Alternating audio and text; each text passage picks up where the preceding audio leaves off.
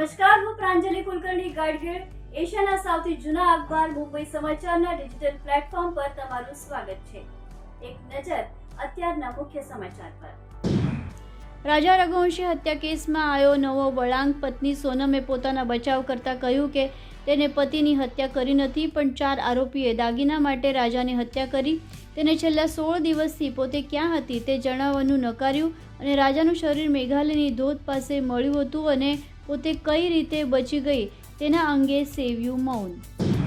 આરસીબીના marketing હેડ Nikhil સોસાલેને court તરફથી રાહત ન મળી. કર્ણાટક હાઈકોર્ટે 4 જૂનના સ્ટેડિયમ નાસભાગમાં 11 લોકોના મોત બાદ આરસીબીના માર્કેટિંગ હેડ નિખિલ સોસાલેને તાત્કાલિક રાહત આપવા ઇનકાર કર્યો.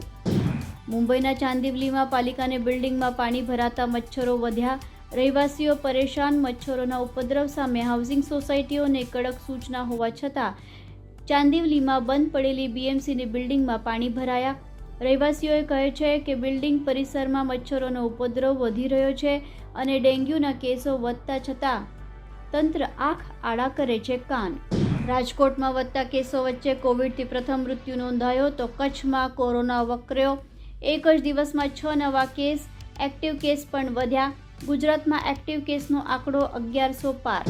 આવતીકાલે પશ્ચિમ રેલવેના વડોદરા ડિવિઝનમાં કામકાજને લીધે મેલ એક્સપ્રેસ ટ્રેન સેવાના અવરજવર પર થશે અસર. Maninagar Vadodara intercity express, Jamnagar Vadodara intercity, Ahmedabad Mumbai Central Shatabdi express, Bhagat ki Kothi KSR Bengaluru express, Jamnagar Shri Mata Vaishno Devi Katra express, Bhagat ki Kothi MGR Chennai central એક્સપ્રેસનો સમાવેશ.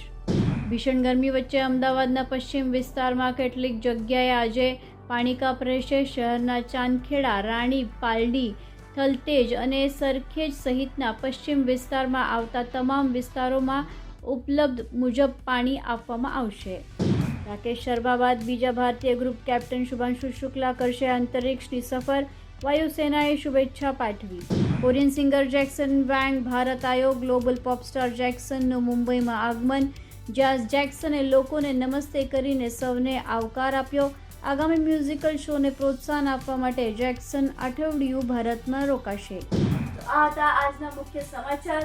વધુ સમાચારના અપડેટ્સ માટે જોતા રહો મુંબઈ સમાચારનું ડિજિટલ પ્લેટફોર્મ.